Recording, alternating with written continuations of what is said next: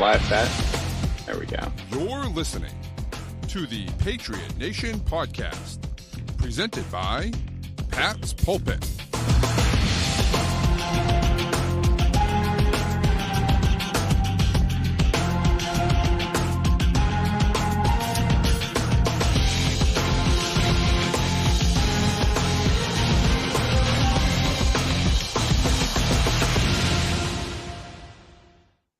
All right, we are live with another Patriot Nation podcast.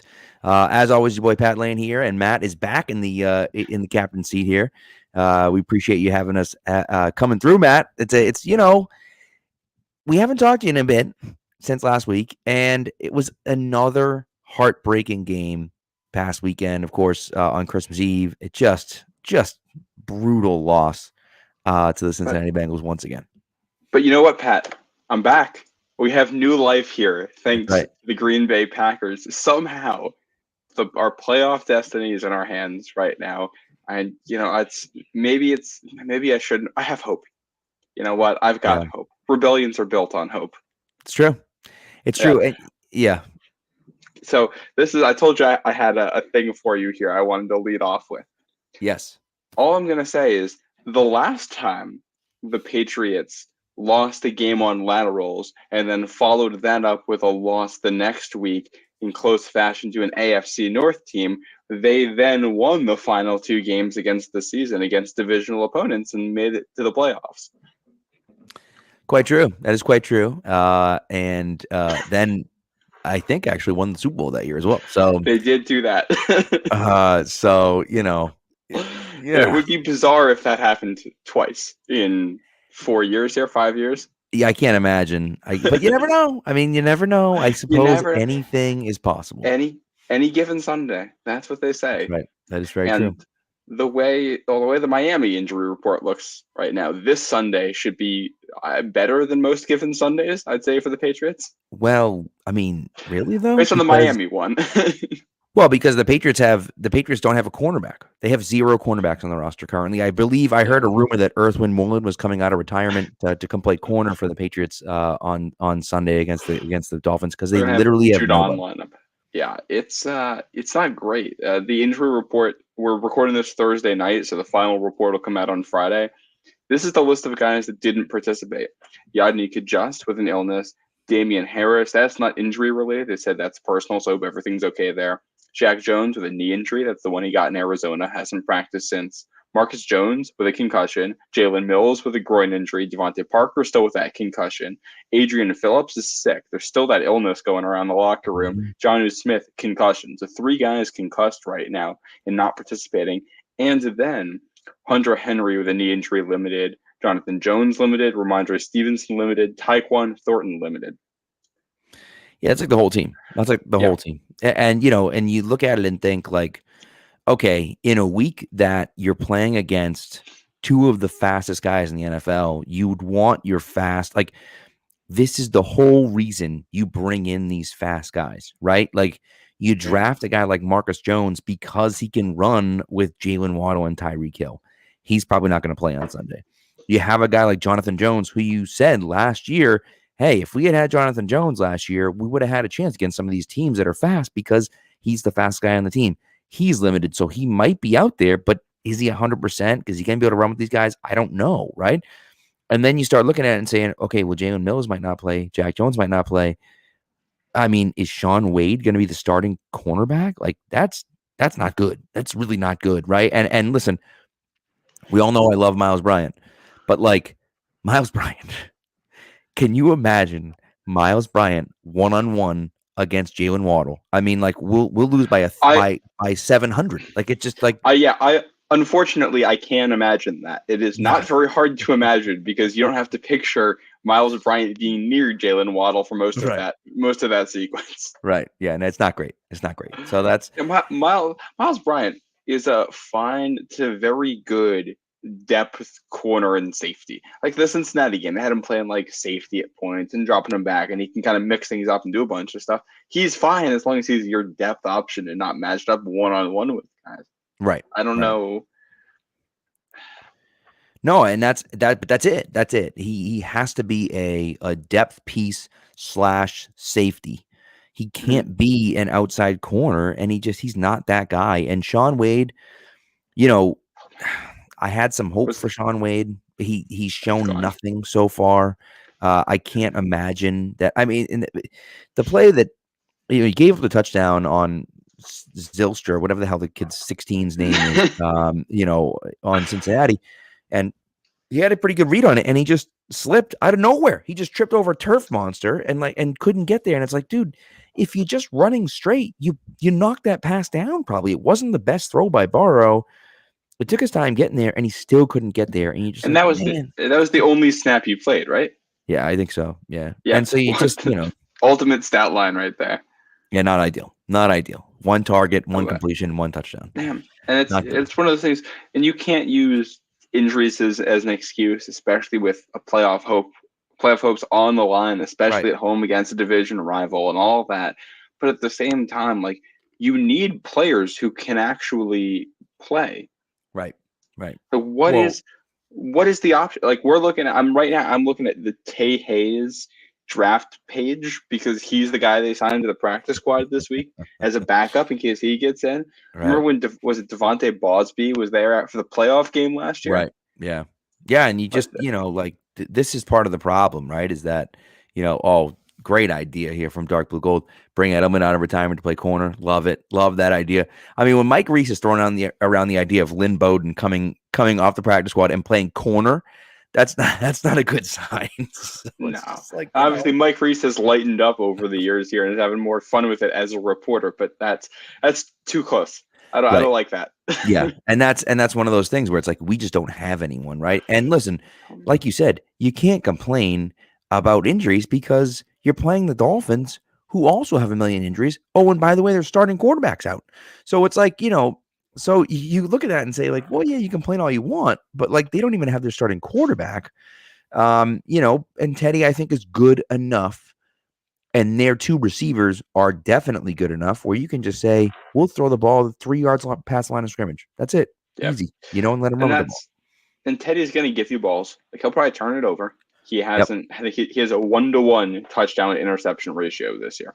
Even if it's bad secondary out there, he'll give you one. He'll give you some chances, and hopefully they get one of these guys back, maybe two, so you can just have somebody out there. But the onus then becomes on the offense, right? Because this is a Miami defense that has not been good this year. I think it's the best performance Miami's defense has had was in the opener against New England. Yeah. That's the best they've looked all year long. And schematically, they're kind of similar to what Arizona does. They like to bring a lot of blitzes at you. They try to confuse you and try to get you to throw picks and make mistakes and blow blocking assignments and all that, which are all things that have been weaknesses of this team, which is why they struggled. But yeah, they put up enough points against Arizona to win. It wasn't a phenomenal offensive showing, but they did enough to win. If the Patriots to win this game, I think it's going to end up looking a lot like that win if they do come away with a win.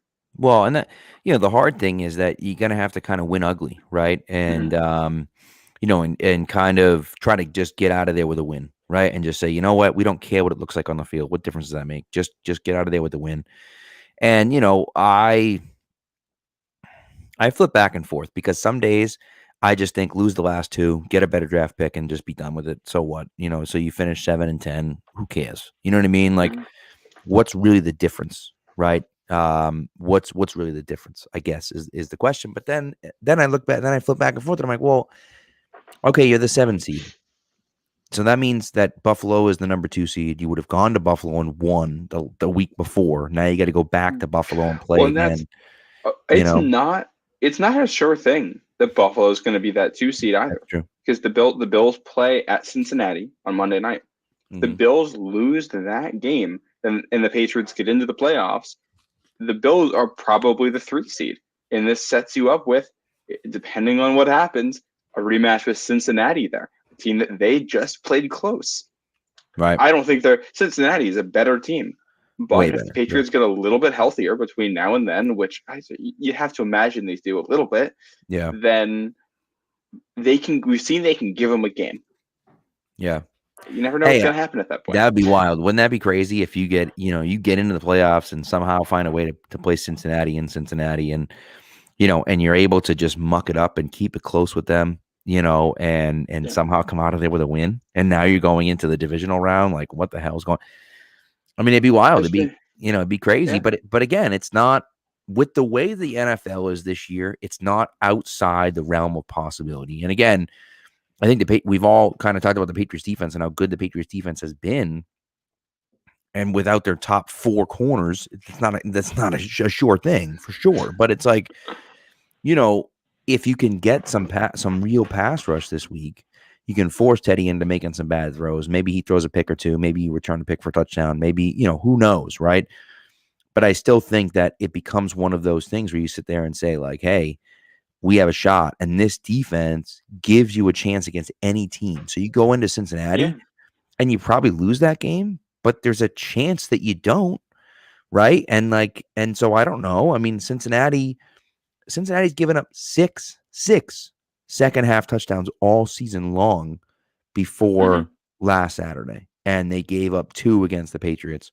One, obviously, the third one was a defensive touchdown by the Patriots, but Hail Mary, whatever, it doesn't matter. Like, it's still a touchdown. Offensive touchdown's an offensive touchdown. So they scored 2 in the second half.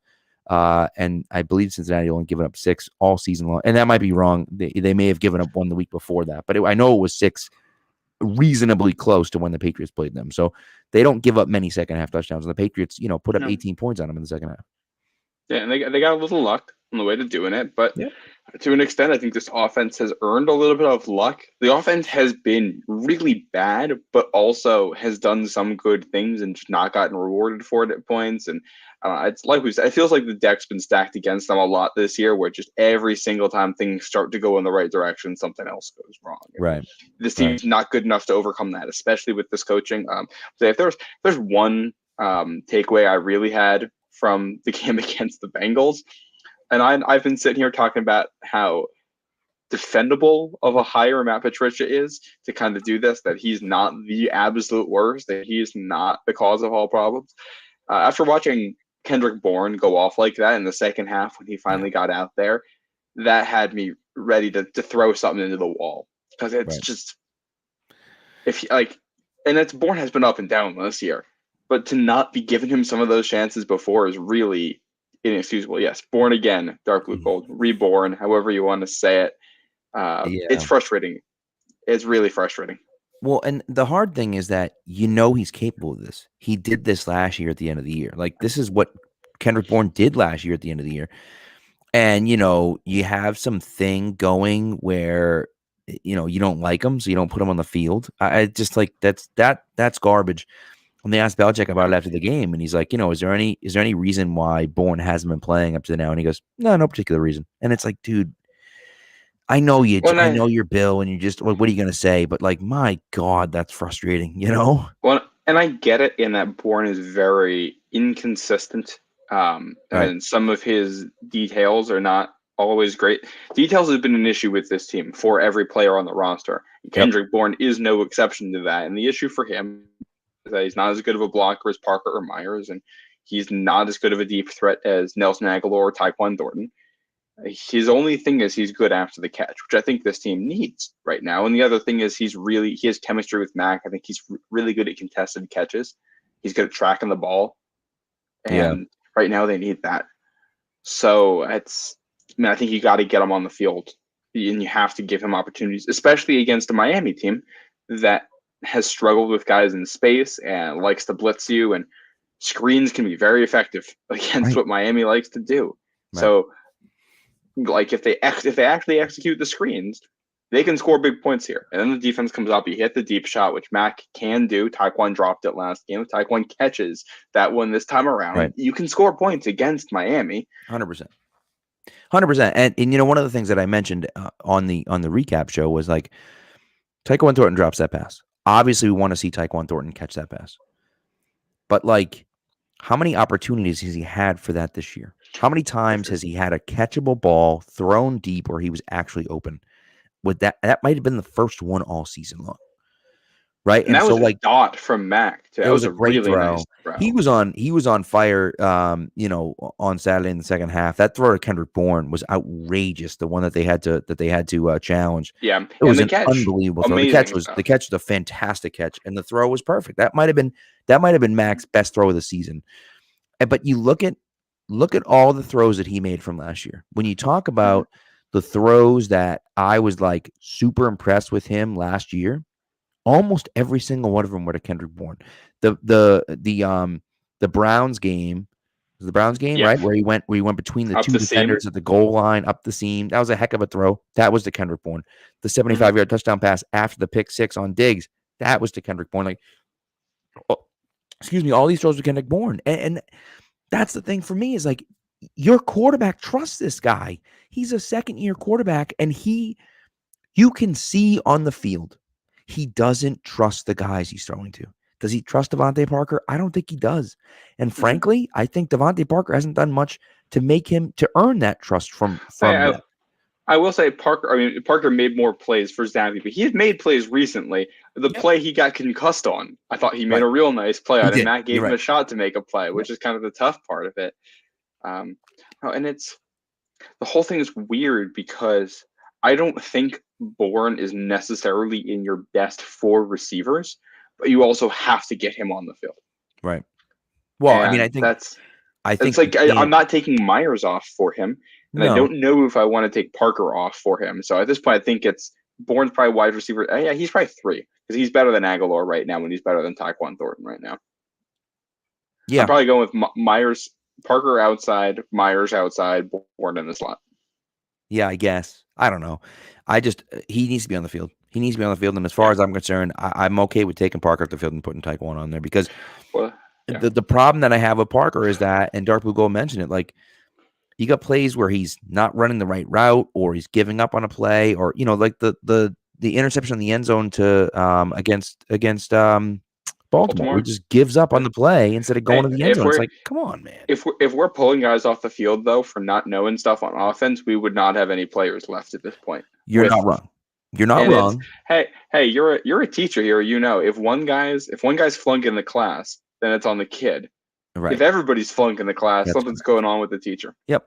No, you're right. And listen, I think that's another reason why I almost don't want them to make the playoffs because I feel like if you make the playoffs and somehow you win a game, say something insane happens, you win 2 games. Let's just say it's never going to happen. But let's just say you make the AFC Championship game, two complete fluke games. Josh Allen gets hurt in the wild card weekend game, and you go into Buffalo and somehow win that divisional matchup, and you get into the AFC Championship game against Kansas City, and you lose to Kansas City, in Kansas City or whatever, right? It doesn't matter. Do you look around and say, well, it worked, we got there, and so maybe we keep the staff. I think Bill is at the point right now where he's going to get rid of the OC anyways, no matter what. Yeah, but I don't even want to take that chance. I don't even want to think about that even a possibility. I don't even want to think about that even being a possibility. I almost want to say it was 7-10. It was a disaster. And listen, play them close. Have it be close games, and you lose in some heartbreaking fashion at the end of the game. Whatever, that would suck. But like, it is what it is. But like, I'd almost rather lose these last 2, and then know that we're moving on for Matty P in this offseason, as opposed to make the playoffs. Hey, you look pretty good. Well, let's kind of gelled at the end of the year. Let's see what happens. I just want a fresh start. Like, throw Matty P in the freaking scouting department or something like that, and get him off the goddamn coaching field. See, I kind of feel I really want to win these. At least if the team that shows up is healthy, right? If the team that shows up on Sunday is a healthy team against Miami, they should win that game, regardless of the offense. They're just a better team. They should be thoroughly. You're at home. It's a must-win game. To me, if you can't win that game, even if you're trying, that to me is so worrying about the state of the talent on this roster, what they can do, that I don't even care about wins and losses at that point. That means you're going back to the drawing board, and a lot more than just the offensive coordinator over the offseason. That means this team is further away than I think we thought they might be. I think this team has the talent to beat Miami. This team has the talent to play with Buffalo on the right day. I'd like to see them put it together. I think they can do it. And at this point, I think Bill knows what's going on with that staff. There was a part during the game where they cut on the sidelines to the guy who was addressing the offensive players, and it was Joe Judge who was leading the huddle with the guys. And that, to me, that combined with the fact that we just got more reports about Bill O'Brien and more noise on that, said a lot to me about where they are right now. And I don't know, they made the playoffs in 2009 and made some big moves after that. I want to see the players that we have play well. I want to know who's in, who's out next year. And the more players on this team right now that we can have in next year, the better. No, you're not wrong. You're not wrong about that. You know, they made the playoffs in 2009. You're right, and then they lost 97-0 to the Ravens. So it's not the Make-A-Wish kid called the play for that game and basically won them the game. Do you remember that story? Did he call the first play? The Make-A-Wish kid called the first play, and it was Coach Harbaugh had a guy come in and they called that run on the first play. Ray Rice runs, and that was it. I was at the Pats Ravens game in the regular season that year. That was the first Pats game I ever went to. Really? Look at that. That was the game where what's his face? Belichick and I think it was Derek Mason were getting into it. Oh yeah. Shut up, Derek Mason. Look at the scoreboard. That was good. Yep, that was good. You know, and look, I mean, ultimately it is what it is. I mean, you know, I'm worried that Matt was 2 years old. Matt was not 2 years old in 2009, although you probably weren't much older than 2. I was, let me think. How old were you? 11? I was 11 for that one. Jesus. I'll show you the picture of me from that game after this one. It's outrageous. But you know, it's one of those things for me that I look at it and I just think, you know, burn it to the ground. Burn the whole offensive thing to the ground. Just like burn to the ground and start over, because you know, we haven't talked about, I was on with Murph and Steve and Claire this week too, and they were talking about, you know, they were talking about the wide receiver coach, Troy Brown. Like, he hasn't got any criticism, and you wonder, you look at some of the right, and you know, you talk about Evan Lazar did a really nice breakdown of a specific play that ended up being a drop, and you know, for people that haven't seen it, it was a play where a lot of people said that Tyquan Thornton was open on a deep post route, and instead he went to Myers across the middle, ended up being an incomplete pass, and he threw it behind Myers intentionally because the safety was coming down. And it looks like Tyquan Thornton is open, but he's not, because he only is open after the safety declares for the underneath route. Fine. But what he pointed out was that Myers does this weird stutter step jump hop thing or whatever, which wasn't there last year, but was there this year. And it was almost like, what the heck was that thing? So that's, you know, you wonder what's coming from the wide receiver room as well, you know? Well, and it's the one thing that kind of stands out to me as a whole, when they were trying to switch things up and build the playbook for this year, the talking points we heard were about making it simpler and making it so the players could play faster. Like, basically not trying to win less with scheme and more with just execution, which you do partly if you think you're more talented. I think what we may be seeing right now is these may have been adjustments because guys weren't getting it, or I don't know, but they're not playing fast. They're not playing like they know what's going on. You can tell, and that's where part of me is like, they lose that game on Saturday, and they probably all go home thinking, well, that's it. We're gonna get 2 more games here, and that's it. Some of these guys are probably thinking, I get 1 more game in Gillette as a Patriot, 1 game up in Buffalo, and I'm in a new team next year. Now suddenly you get this second life from the outside, and maybe that adds a little extra motivation here.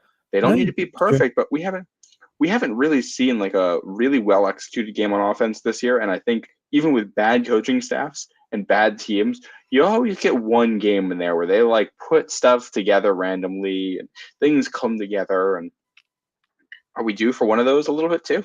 Yeah, you never know. Just never know. Sheer luck. I feel like there's got to be one of them out there. Well, and you know, Devin McCourty talked about how when Matty P was the defensive coordinator, how, you know, how the defense was the same defense that they ran, but they had so many checks at the line. They had so many different possible variations of every play that sometimes it could be a little confusing when you were calling plays and when when a play was happening, what exactly were you supposed to do? And I wonder if that's not happening on the offensive side of the ball too right now, because it just seems like everything's so slow to develop. Everything is so, it's like, it's a real struggle for them Yeah. to move the ball. And, it does not seem like a simplistic offense. I can tell you that much. No.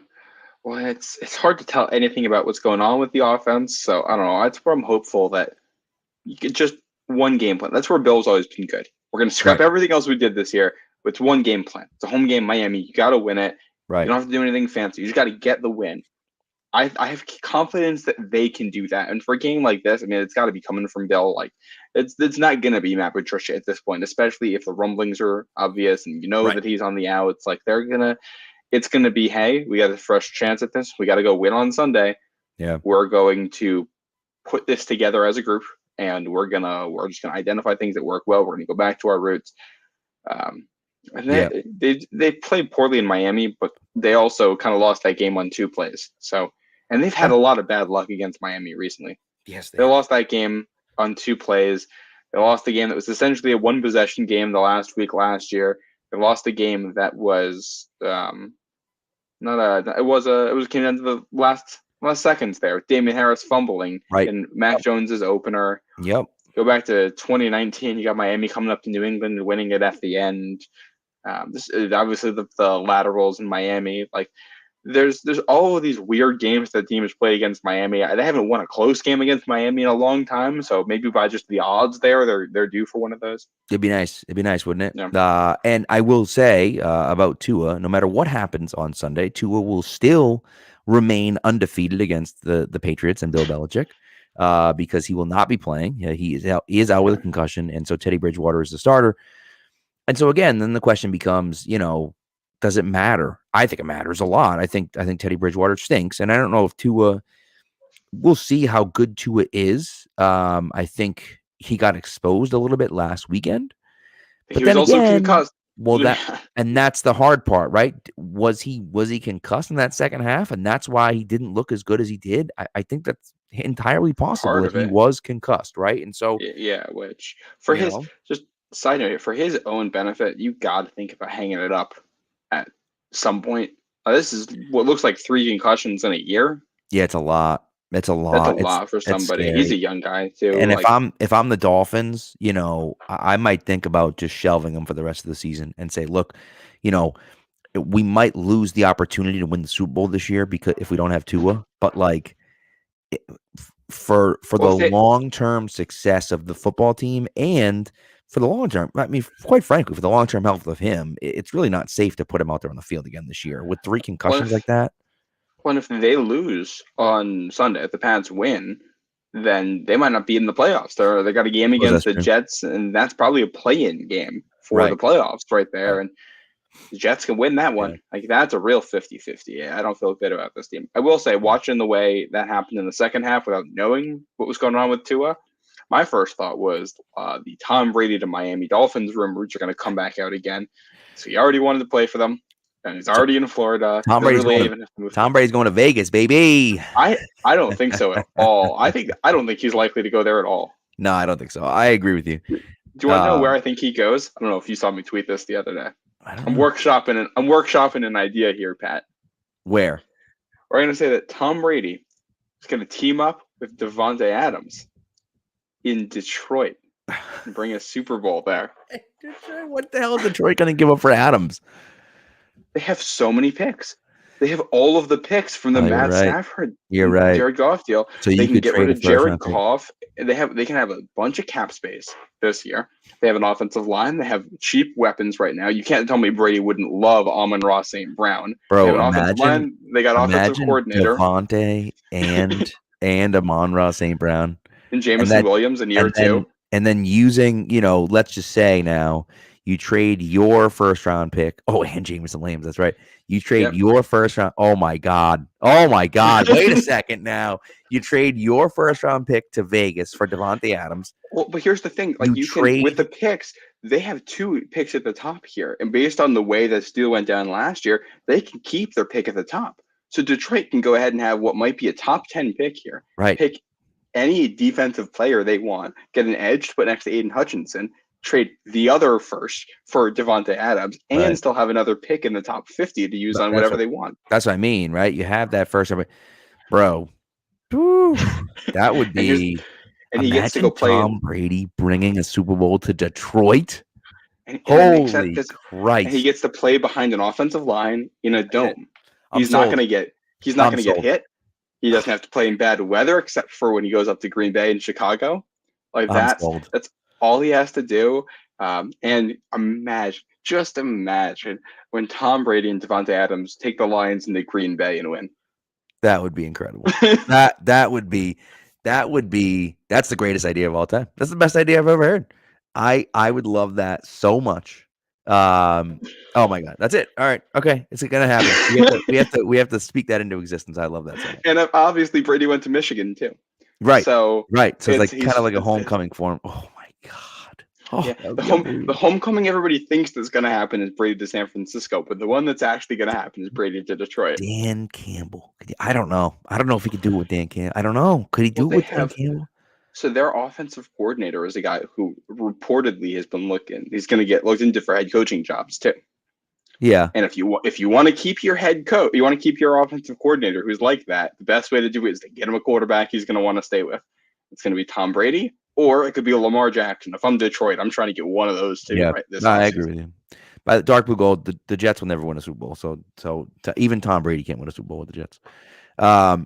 Before we move on, though, Jared Jackson over here on YouTube was talking about Billy. Never forget Billy Cundiff's miss.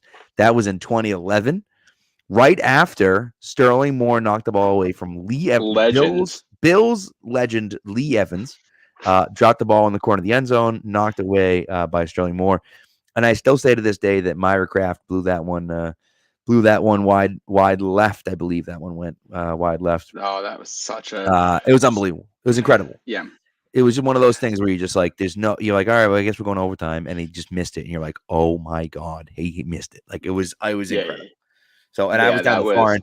That was towards the close end of the stadium. I sit where the lighthouse used to be, or I guess where the lighthouse will be again. Right where they come out, and I sit in the middle. So you got a front row view of that. So that was the other end, but I could see it, and as soon as he kicked it, you could, and I'm like, oh my god, he's gonna miss it. Like it was such a short kick. It was like that's unbelievable. Everyone was in shock that they lost that game. You know? That Sterling Moore play is just, I mean, unbelievable play by a guy. And he ended up having a decent NFL career after that too. He bounced around, and he was always Dallas be a legend. He'll always be a Pats legend in my book. We make one of those plays, and like the hard thing is that team wasn't very good. That 2011 team was a mess. That defense was awful. Julian Edelman was playing slot corner on that defense. That team was a disaster. But their offense was so good, and Gronk, of course, freaking what's his name over there? The safety, Pollard. Was it Pollard? I think it was. Who sprained Gronk's ankle, or really kind of didn't break his ankle, but gave him a real bad sprain. Everything that man touched, he's responsible for like the ends of like 4 or 5 Patriots. Bernard Carmel, because he was not only the guy that hit, not even to see the guy that hit Brady. Right. He's the guy that Wes Welker was trying to avoid in 2009 when he tore his ACL week 17. He's the guy that, like you said, hurt Gronk in the AFC Championship game. He was the last player to ever tackle Aaron Hernandez in an NFL game, which is kind of crazy. And if I'm remembering, he was also the one that laid the hit on Stephen Ridley in 2012 AFC Championship that knocked him out. Yeah, I think you're right. Yeah, and so it just the guy was a menace. And it's not even. He's not a bad guy or anything. He just happened to be the guy that was in all of those places. Maybe. Maybe. The only one of those you could argue was even close to dirty was the Ridley one, and Ridley kind of put his own helmet down into it too. So he'll always be a bad guy to me. So he could be. He's always the bad guy. That's for sure. So, but yeah. So we'll see. And look, I mean, can they make a little bit of a run this year? It's possible. Certainly possible. I'm not. Honestly, I'm not ruling anything out. I just don't know how. I don't know how they actually pull it off, but we'll see. We'll see. It's football. A weird thing has happened in this sport. It's based on small sample sizes and situation and weather and all kinds of stuff. And for Bill's always made his money. That's why it's the other reason I want to get this team to the playoffs. Do I think they're going to win the Super Bowl? Absolutely not. But I'd like the chance because you never know. Once you're in, weird stuff happens. And let's say they get the Bengals. That's the team they already played close. You beat them, you're probably playing Kansas City in that scenario on the road. And yeah, you probably lose that one. But I think Bill has schemed up against Kansas City as well as anybody not named Right. the Bengals in the NFL. It's true. And at that point, you would have beaten Buffalo, Kansas City, and Cincinnati all in a row on the road. If you do that, you could do anything in the NFL. Correct. Yeah. All of this hinges on the offense looking somewhat competent and this team being healthy. Well, and I don't know if the team's going to be healthy. And the offense, I think the big thing with me is that I think you found something in the second half of the game. I think you found a little bit of something in the second half of the game, and just start calling plays like that. And I don't, let Mac throw it out, air it out a little bit. Run that, just run the same offense that you ran in the second half, because you didn't do anything fancy, but it looked a little bit different. And so do that, whatever the hell it was, just do that. Right. And so to me, that's kind of what I want to see, is a little bit more. Let's try to get a little more aggressive. Let's throw the ball downfield a little bit more. Let's try to push some of that vertical stuff. And I know Mac was very unsuccessful with that at the beginning of the season. I understand that. But I do think that some of that was bad reads. I do think that some of that was, we already talked about the wide receivers giving up on routes, or not running the correct route, or not fighting for the ball hard enough as they should. Yeah. And so, get him comfortable with the guys he's with. Have him throwing those passes to Kendrick Bourne, to Jacoby Myers, to guys that he trusts out there. And it's, and see it's what something I'm gonna throw into this conversation too. That comeback happened once the tight ends got hurt and I had to start using other people. Right. I don't know if that's fully a coincidence. I've been the SCO Show Slack channel. The SCO Show doesn't exist anymore, but the Slack channel is still alive and well. We've been talking about this for a little bit, and I'm kind of on the team get rid of the tight ends. I think you just kind of eat the money on both of them, get rid of them this offseason, and figure out something else. There's some good guys in the draft, and you figure out something else you can do with that position, because I don't think those guys are working. Maybe you play a little bit more for wide receiver this week, and try to spread them out, and you get all of these guys on the field that we're talking about. Maybe you see what Scotty Washington can do. He played last week. It's probably not that good, but can he give you half a decent game? You can't. He just put it on. He was put on IR today, so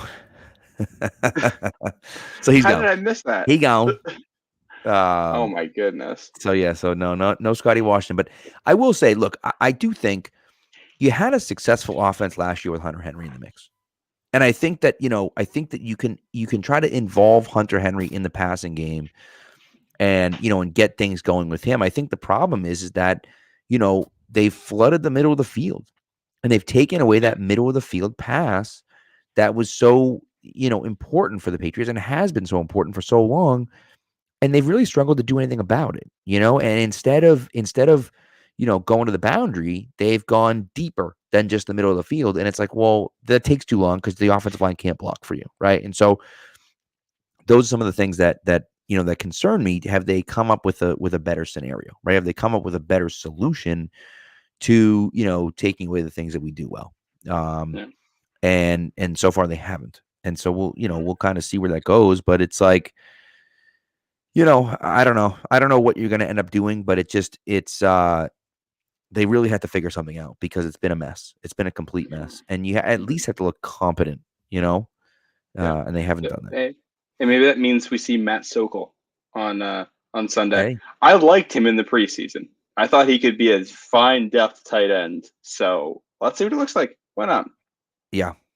We got a question here from Dark Blue Gold, and I actually want to talk about this real quick. Dark Blue Gold asks, slightly off topic, but do you think McDaniel's head coach outlook is toast, and would he come back down the line?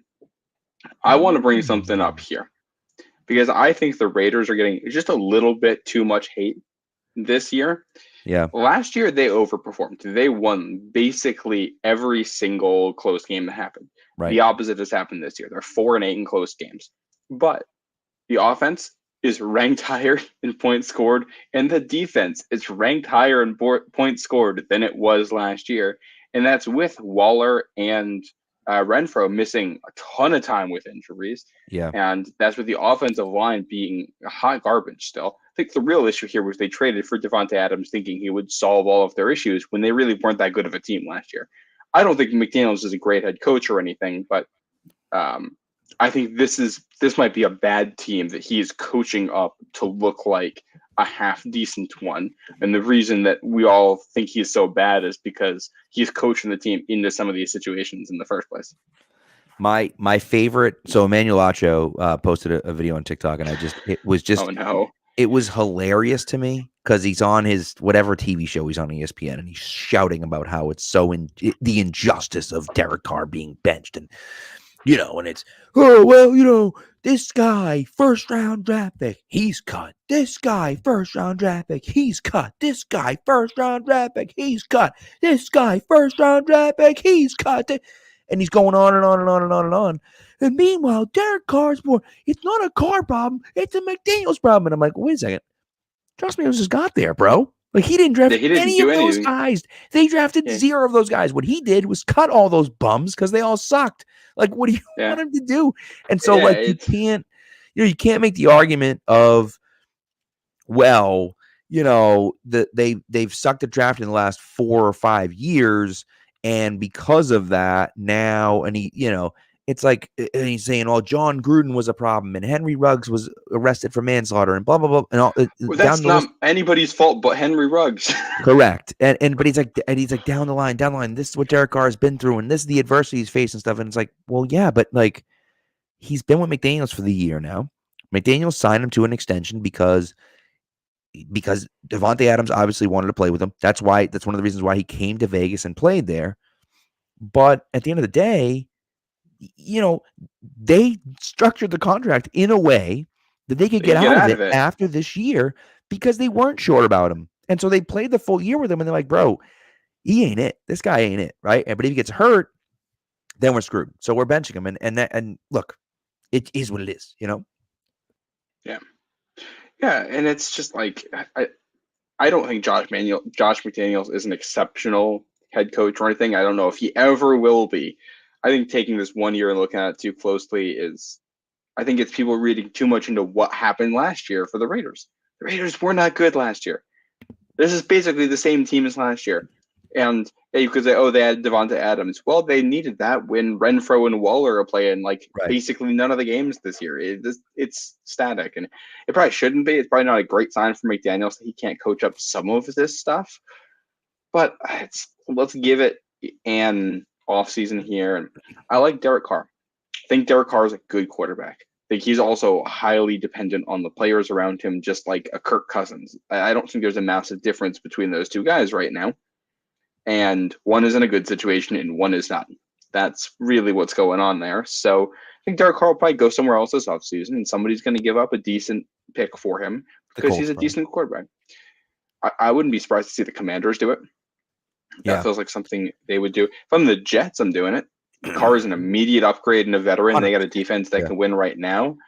So the Raiders will have suitors for him. And you hit the drawing board next year, and you might have to trade Adams too and absorb some of that contract just because you're blowing it up and you want to get the assets back.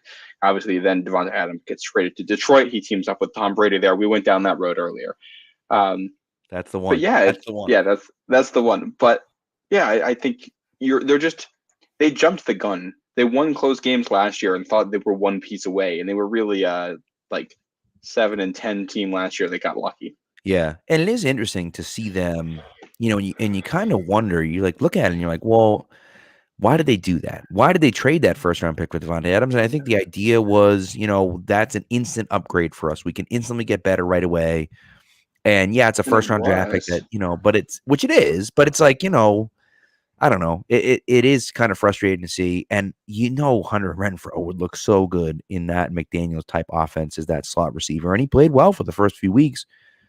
And then he got hurt and he, had a bunch of injuries and so on and so forth. And Darren Waller, same thing. So I do wonder. Sometimes I do wonder. I'm like, do they actually suck? And McDaniels is coaching them to get into these close games and they're blowing them because they're deep.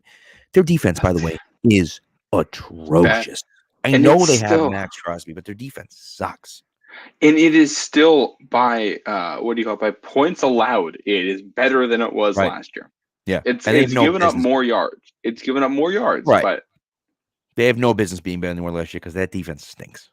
no, it's really bad. That's again, it's because they've whiffed on so many players in the draft Right. here, and they added Chandler Jones, who's just been kind of a no-show for them. I think he's washed at this point, unfortunately. And Yeah, except for one stiff arm to Mac Jones's face, but beyond that, yeah, But anyways, so it is interesting. I mean, we're going to see what happens.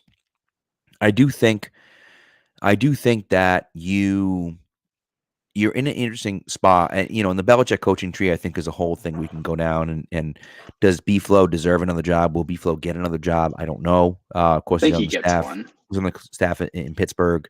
I think he's a very good coach. And so we'll kind of see where that goes. Does Bill O'Brien come back into the league with the Patriots or with someone else?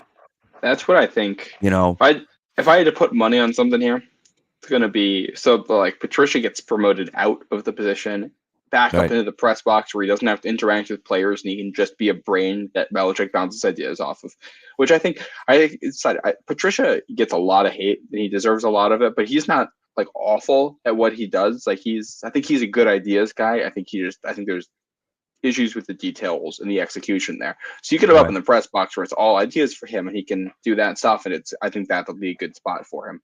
Yeah. I think you might have to look at a new wide receivers coach. I think you probably want to look at a new,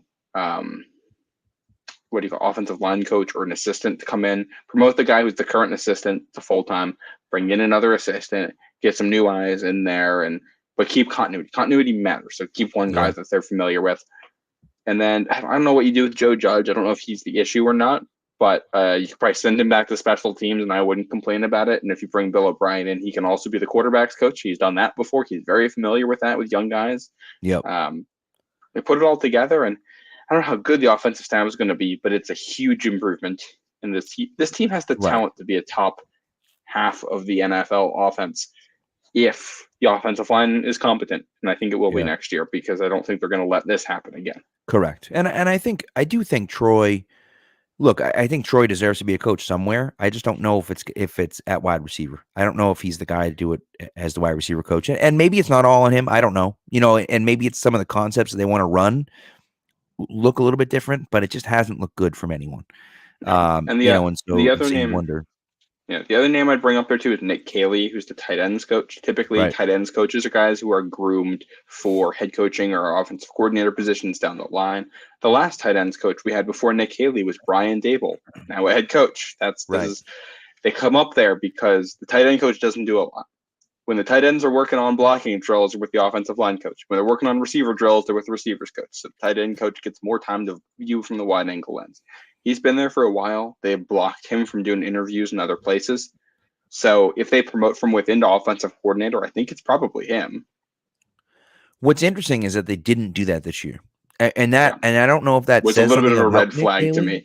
Right. It's a red flag they didn't promote him, but it's a green flag that they blocked him from being interviewed. So I don't know what kind of if you're not going to let him interview, why wouldn't you give him the offensive coordinator? It didn't make any sense. And so, I don't know. You have Matty P there.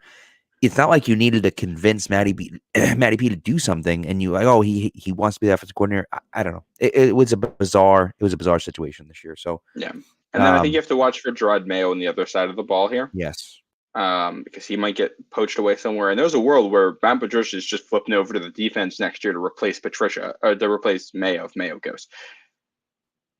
That's a situation we should prepare ourselves for. Please don't let that happen. Please, God, do not let that happen.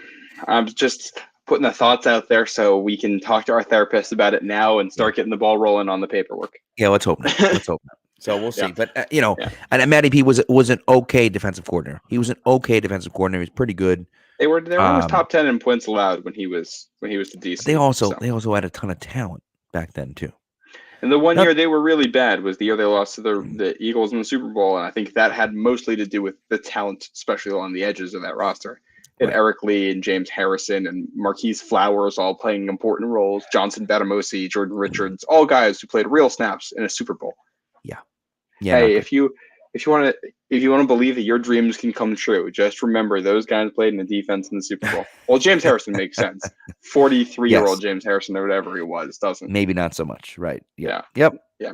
So before we go, I want to bring up one other thing for this. yes. Kind of disappointing to me. The weather for Sunday. Have you seen what the weather looks like? I'm pissed. I'm like really This upset should be about a snow game. Yep. And we're getting a freaking rain game. It's going to be in the 50s. What's the point of home field advantage against the Dolphins in January if it's not going to snow? Bills just got it. Why didn't we get it? I'm very pissed about it. And well, they just changed it because I looked at it the other day and it said rain on Saturday and not on Sunday. And I was like, you've got to be kidding me. We're not even going to get rain. But rain in the morning now is what it says. Not great. Not great. But what are you going to do? I wanted the bad weather game. We haven't had one. And I will say, depending on what happens in this one, though, if the Patriots win and that game against the Bills becomes a win and in for the Patriots, that game might get flexed because they could put games on Saturday. And I could see a world where they want that as the Saturday night game because they know people will tune in. And then if the Patriots lose, then Jets-Dolphins the next day is a win in your in game. They realistically, though, they probably put both of those at the same time.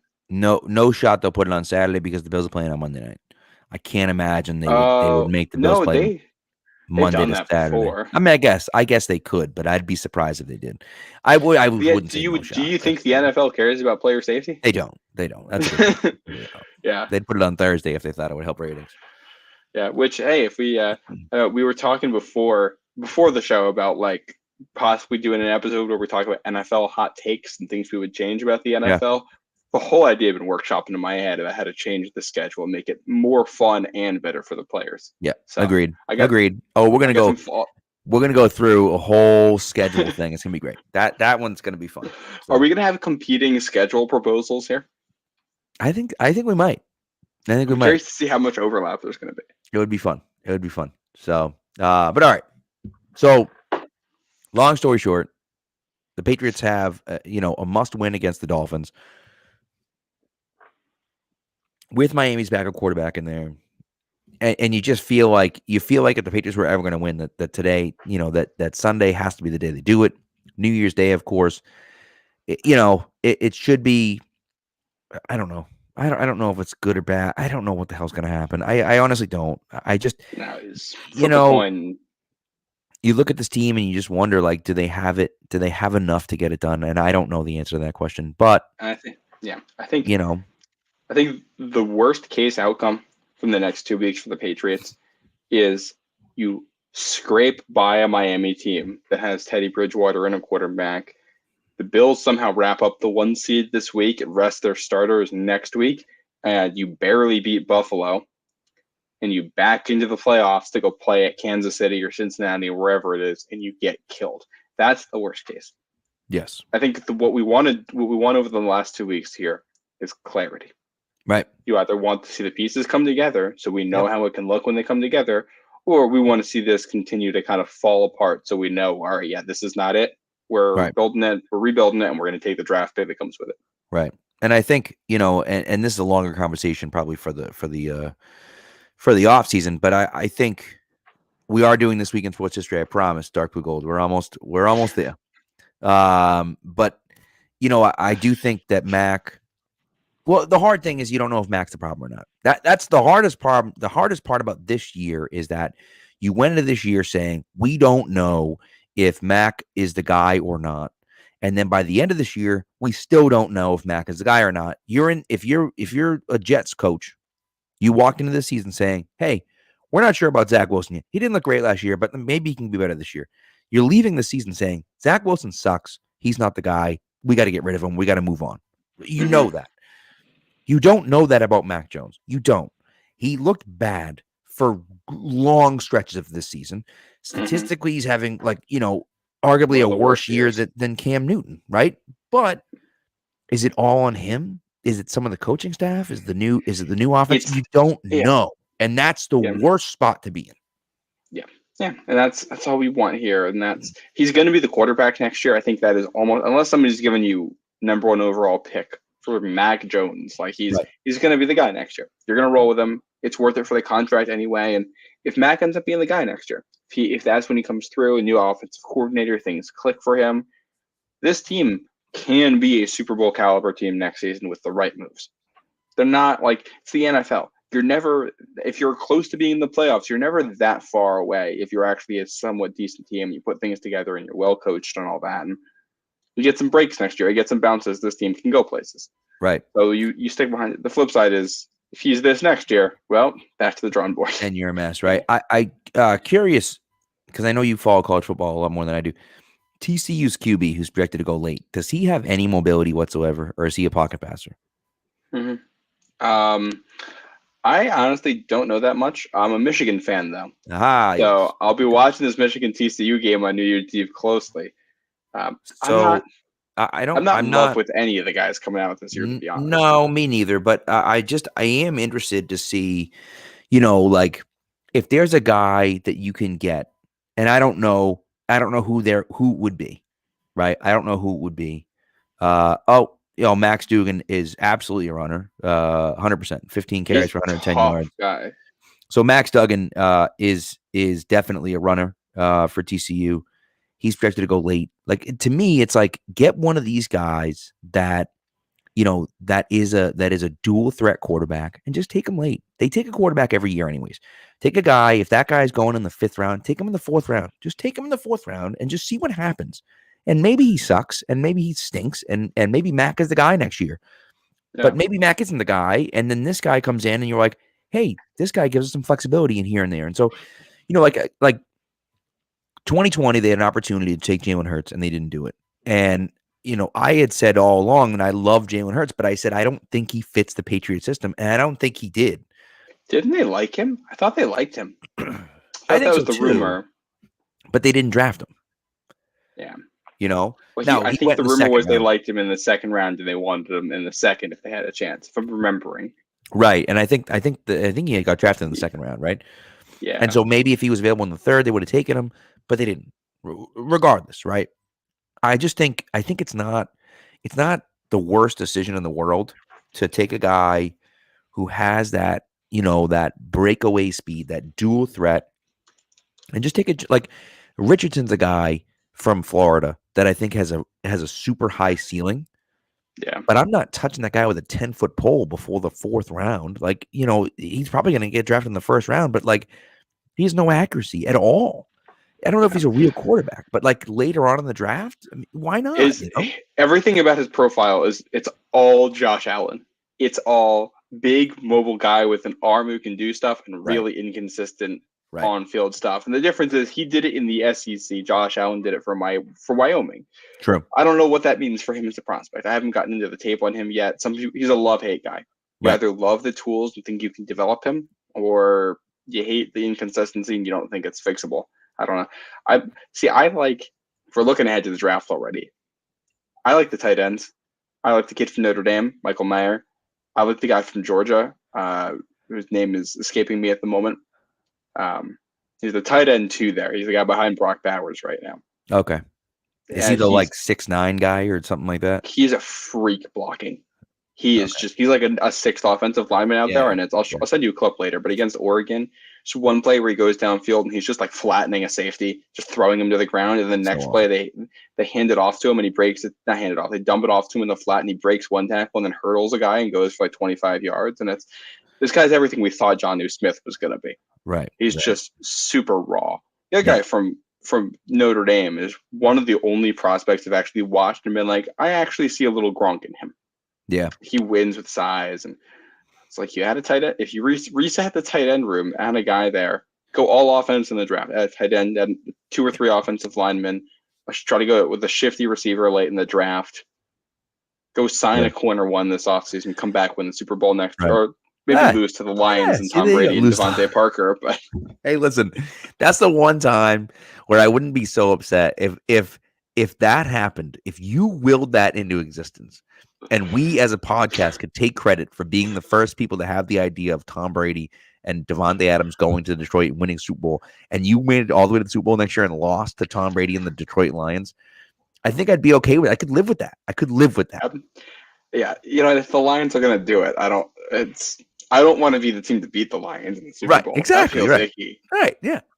So yeah, I mean, I'd still buy the championship DVD. Obviously, but right? Yeah. So, but all right, we're gonna save the off season stuff for the off season, and that might be next Yeah. week. But we'll see. So we'll see. But big game on Sunday. And Jesus, hopefully they can pull it out. But if they can't, then they can't. What are you gonna do? So, but all right, last segment of the day. Here we go. And now for something we think you'll really like. This week in sports history. All right, so I'm gonna go first. I have a simple. Go for Do you it. want to go first, or you want me to go first? No. You can do it. All right, so I have a simple one. Back in simpler times, December 29th, 2007, the New England Patriots became the first NFL team to ever finish a regular season 16-0. Tom Brady throws a touchdown pass to Randy Moss, Moss breaking Jerry Rice's record, Brady breaking Peyton Manning's record on the same pass. And they beat the Giants to go 16-0 in the regular season. And of course, we try not to remember that season because they lost the Super Bowl to the Giants, but Super Bowl? But it was famously that's the year they had to cancel the playoffs. It's a good point. It's a great point. There was no playoffs that year. That was obviously a great game and a great season. Man, that team was so good. Oh God, I remember being a kid watching that team.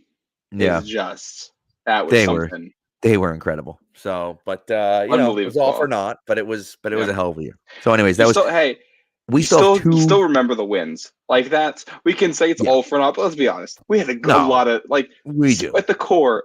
Sports are about having something fun to do on the weekends. We had a lot of fun weekends that year. Sure did. No, we sure did. You're not wrong about that. So that was a great season, and we still have 2 games left, and that was the last game of that season. So yeah. And that was, if I remember, was that a Thursday night or did they have it on a Saturday night? Yeah, I remember it was Saturday. It was a Saturday. It was on NFL Network. I remember that one. So I had bought my condo. My wife and I got married in 2008, and in 2007 we bought a condo together. And it was like we had bought the condo like a week earlier, and it was the first time we'd ever had people over, and we didn't even have like a TV stand or whatever. I had an old flat. It's called a flat tube TV, Matt, where the TV had like a back to it, but the screen was flat. It was brand new technology where the screen was flat instead of curved. And it looked like a regular TV, but it had the flat screen on it. And yeah, we watched it. We watched that in our living room. That was the first time I had people over my condo was for that game. So it's amazing. So every time I hear, it's now I think defunct, but the Thursday night on NFL Network theme song. Dun, dun, dun, dun, dun, dun, dun, dun, dun, dun. I'm transported back to being like a 9-year-old watching that game.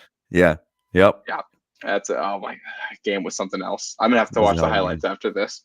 That was a great game. Yeah. That was a great game. My on this day in history, and this podcast will be coming out on December 30th. So that's what I'm going for. Going right back to what I started the show with. And that was the regular season game where the Patriots beat the Jets 38-3. Close out the regular season, move on to the playoffs back in 2018. And just a reminder why I referenced this. To end the regular season that year, Patriots lost at Miami on laterals, lost at Pittsburgh in a game where they had a chance to win it, a chance to tie it late, and could not pull through. The offense sputters. You lose a game because of defense against Miami. You lose one because of offense against Pittsburgh. Things don't look great. Then you come back, you play 2 division games. You win both of them, you tune up a little bit, and that's what kind of felt like it jump-started that playoff run, beating the Chargers, the Chiefs, the Rams. That's what got it going. And is that what's going to happen this year? Almost definitely not. I would not bet on it happening. But if it happened again, I would enjoy it a lot. As a fan of the team, I hope it happens. Yep, that's pretty cool. That's pretty cool. That's a good one. I like that one. So, but yeah. So that's what we got for you. By the way, 2 things before we leave. Dark Blue Gold mentioned it, but it is Stiddy. It is finally Stiddy time. Wrong team, but nevertheless, Stiddy time. The king has arrived. Remember those pictures of him on a throne? Yes, I do. Me and Spags were pro Stiddy for sure in 2020. And Dark Blue Gold did mention that Pele died today, 82 years old. Only player to win the World Cup 3 times and 1,281 goals. That's outrageous. 1,281 goals. That's ridiculous. So That was has to be around the number of rushing yards that Tom Brady has, right? I think Tom Brady just cracked 1,000 last year, or a few years back. He did it in New England, but he's gone backwards a little bit. Okay, he has a 1,119 rushing yards, so he There you might go. pass the Pele. That's the next mark, past the Pele goal total in rushing yards. I like that. And Dark Blue Gold mentions that the first YMCA was opened in the U.S. in 1851 in Boston. How about that? Is that why you mentioned? Or is that what you asked if we were doing the segment? You wanted to pull that one Must out? have been. I love it. We love the audience and participation. Anyone that's in here, feel free to drop one in, and appreciate you coming through with that, Dark Blue Gold. And the last thing is it is fantasy championship weekend. Good luck to everyone. Hopefully you're starting Dalton Schultz, who has 2 touchdowns today. Hopefully you're not like me and starting Dak Prescott. Although Dak Prescott has thrown now 2 touchdowns, so he's up to like 13, almost 14 points. So I don't want to talk about fantasy football anymore. Yeah, it's not great. I'm in like 17 leagues, and I'm in 2 championships. So it's not great, but I'm still in 2 championships. So at least I have that going for me, I lost last week. I had a chance to go to the championship, and it's not in the cards. I got basically a no-show for my wide receiver 2 and tight end. I had DeAndre Hopkins and Hunter Henry. So that's why I lost. I lost by the number of points that my opponent got from those 2 slots, and I got nothing. Well, that's, one of my teams that was playing last week, I had Justin Fields. I had Jalen Hurts, who got hurt. So I had Justin Fields, who scored 110, Devontae Adams, who did nothing, Ramondre Stevenson, who did nothing, Garrett Wilson, who did nothing. And then I had T. Higgins and Kenny Walker. And that was my whole squad. And it was like, dude, I scored no points. And I was like, this is outrageous that I scored no points. It was so frustrating to get there. And I was number 1 in points all year long. Finished the season number 1 overall in points. I actually finished 7-7, just, schedule luck or whatever it was in the playoffs. And I'm like, my team is nasty. And I couldn't score. I couldn't beat anyone. So that was unfortunate, but it is what it is. So what are you going to do? So. Yeah. But anyways, that's what we got. So thanks everyone for coming through. We appreciate it. And we will talk to you after the game. Well, someone will talk to you after the game on Sunday. Hopefully breaking down a divisional victory, but we'll see what happens. Start off 2023 in style. Yes, that'd be nice, wouldn't it? Wouldn't it be nice? Yes, and we will talk to you. I'll tell you what I told my students before we left for break. I'll see you next year.